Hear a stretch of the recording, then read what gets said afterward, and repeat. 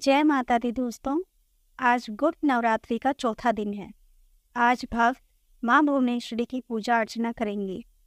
माँ भुवनेश्वरी को संसार भर में यश और ऐश्वर्य की देवी के नाम से जाना जाता है। भुवनेश्वरी आदि शक्ति का पंचम स्वरूप है। इसी रूप में माँ ने त्रिदेवों को दर्शन दिए थे। माँ भुवनेश्वरी को 10 महाविद्याओं में चौथा स्थान प्राप्त है। पौराणिक मान्यताओं के अनुसार माँ भुवनेश्वरी ही जगत का पालन पोषण करती हैं। उन्हें जगत धात्री भी कहा जाता है। माँ भुवनेश्वरी 14 भुवनों की स्वामिनी है। माँ को भगवान शिव की सखी माना गया है।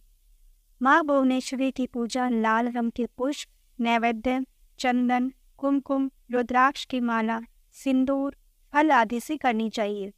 पूजा के बाद कथा का पाठ करना चाहिए। आइए हम आज की वीडियो में सुनते हैं माँ भुवनेश्वरी की कथा। पौराणिक कथा के अनुसार काल की शुरुआत में ब्रह्मा, विष्णु और रुद्र जगत की संरचना प्रारंभ कर रहे थे। एक उड़ता हुआ रथ उनके सामने आया और एक आवाज ने उन्हें रथ में बैठने का आदेश दिया। जैसे ही त्रिदेव रथ में बैठे, यह मन की गति से उड़ने लगा और उन्हें एक अजीब से स्थान पर लेकर गया। यह स्थान असल में रत्नों का द्वीप था, जिसके चारों तरफ अमृत का सागर और मनमोहक आकर्षक जंगल थे। जैसे ही त्रिदेव रथ के बाहर उतरे, वह स्त्री स्वरूप में बदल गए। उन्होंने उस द्वीप का अच्छे तरह मुआयना किया और वहां उन्हें एक शहर मिला। शहर के चारों तरफ सुरक्षा की 9 परतें थी। शहर की सुरक्षा का उग्र स्वभाव के भैरव, क्षेत्रपाल, मातृका और दिक्पाल कर रहे थे। जैसे ही वह शहर के अंदर गए, शहर का सौंदर्य और विकास देखकर मंत्रमुग्ध हो गए। आखिरकार वे शहर के अंदर स्थित मुख्य राजमहल में पहुंचे, जिसका नाम चिंतामणि गृह था और जिसकी सुरक्षा योगनिया कर रही थी। यह शहर श्रीपुर था, देवी भुवनेश्वरी की राजधानी, जो मणिदेव की रानी थी। जैसे ही त्रिदेव महल के अंदर घुसे, उन्हें देवी भुवनेश्वरी के दर्शन हुए। देवी भुवनेश्वरी की राजधानी, जो मणिदेव की रानी थी, जैसे ही त्रिदेव महल के अंदर घुसे, उन्हें देवी भुवनेश्वरी के दर्शन हुए। उनकी छटा लाल रंग की थी। उनकी 3 आँखें, 4 हाथ थे तथा उन्होंने लाल रंग के आभूषण पहने थे।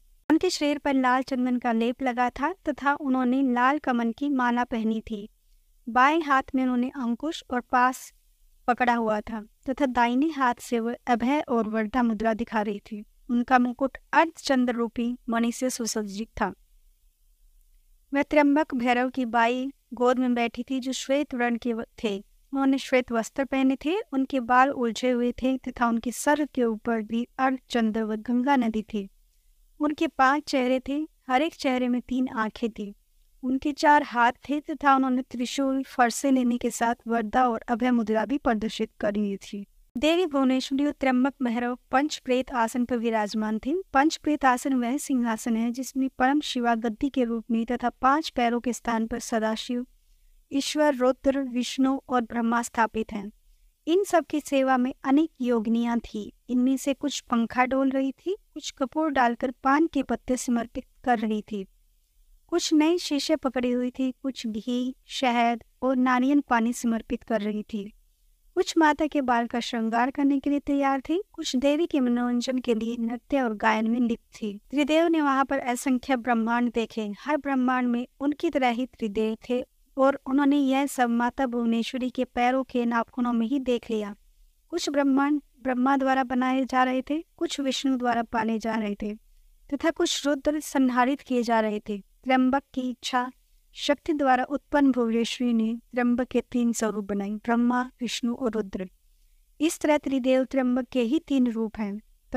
तत्पश्चात देवी भुवनेश्वरी ने अपनी शक्तियां त्रिदेव को प्रदान की। ब्रह्मा के लिए देवी सरस्वती, विष्णु के लिए देवी लक्ष्मी तथा रुद्र के लिए देवी काली का निर्माण किया तथा उन्हें उनकी जगहों पर स्थापित किया। ब्रह्मा और सरस्वती ने मिलकर एक ब्रह्मांड रूपी अंडा बनाया। रुद्र और काली ने इसे तोड़ा, जिसे पंचतंत्र स्वरूप में आई। इसके बाद पंचतंत्रों का उपयोग कर ब्रह्मा और माँ सरस्वती ने संपूर्ण ब्रह्मांड की रचना की तथा विष्णु और लक्ष्मी ने इसके पालन पोषण का हर कार्य किया। अंत में रुद्र और काली ब्रह्मांड की समाप्ति की ताकि सरस्वती और ब्रह्मा पुनः रचना शुरू कर सके। तो ये थी माँ भुवनेश्वरी की कथा। उम्मीद है आपको अच्छी लगी होगी। धन्यवाद।